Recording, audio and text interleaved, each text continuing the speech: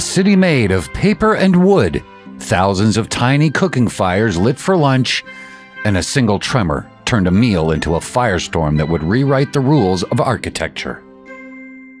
The year is 1923.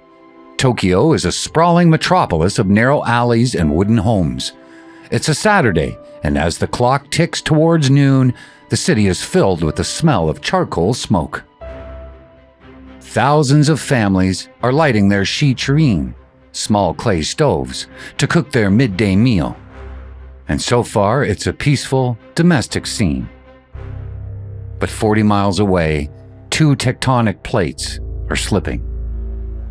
The ground is about to heave with the force of 1,000 atomic bombs. But the real danger isn't the shaking.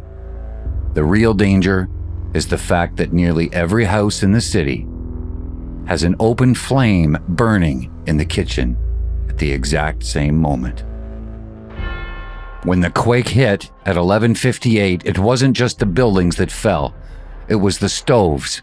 In seconds, thousands of tiny fires were scattered across wooden floors and paper walls. Because it was lunchtime, the fire department was overwhelmed before they even reached their trucks. And this was the fork in the road. If the quake hits at 10 a.m. or 3 p.m., the fires aren't lit. Tokyo survives with some broken glass and cracked roads, but because of the timing, that lunchtime mistake, the individual fires merged into a massive city-sized firestorm. A fire tornado formed over the city, reaching temperatures of 2,000 degrees. They traded the tradition of a hot meal for the total destruction of a capital, never realizing that their cooking stoves were actually the most dangerous weapons in the city. The next day, Tokyo is a field of ash. The emperor declares a new era of construction. The next year, Japanese engineers develop the first seismic code. They realize buildings shouldn't be just strong, they need to be flexible. 10 years later, the Tokyo standard spreads to San Francisco and Los Angeles, and steel-reinforced concrete becomes the global requirement. Every decade, a massive quake hits a modern city, and the glass shakes, and the towers sway, but the city still stands. We think of progress as a straight line of genius, but it's often a reaction to a disaster that we never saw coming. We live in skyscrapers today that can survive a 7.0 magnitude quake because of a lunch break in 1923.